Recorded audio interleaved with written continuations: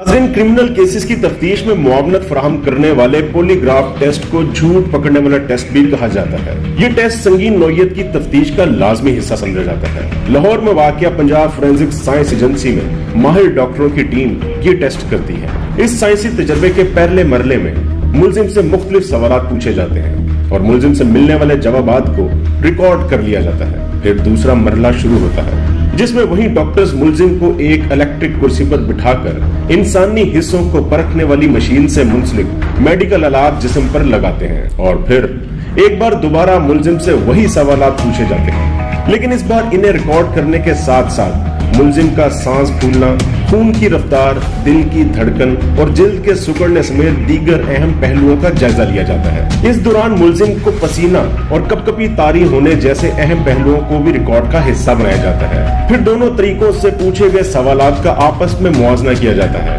और माहिर डॉक्टरों पर मुश्तमिल एक बोर्ड जामिया रिपोर्ट मुरतब करता है कि मुल्जिम ने कितना सच बोला और कितना झूठ। इस टेस्ट से कबल मुल्जिम की मुनासिब नींद का पूरा होना और पेट भरा होना जरूरी समझा जाता है। इसलिए तफ्तीशी टीमें पॉलीग्राफ टेस्ट से एक रात पहले मुल्जिम को जल्दी सुलाने का बंदोबस्त करती हैं और अगले रोज इसे मुनासिब नाश्ता करवाया जाता है। थकावट और खाली पेट से टेस्ट के नताइज पर मनफी असरार पड़ते हैं। पंजाब फोरेंसिक साइंस एजेंसी में जमाशुदा आदादो शुमार की रोशनी में देखा जाए तो तफ्तीशी टीमों को माजी में अहम केसेस की तफ्तीश में पॉलीग्राफ टेस्ट के नताइज से 50% मदद मिली है। सानिया मोटरवे की तफ्तीश में भी गिरफ्तार मुल्जिम शफकत का पॉलीग्राफ टेस्ट करवाने का फैसला किया गया है ताकि ज्यादा से ज्यादा हकाइक सामने लाए जा सके।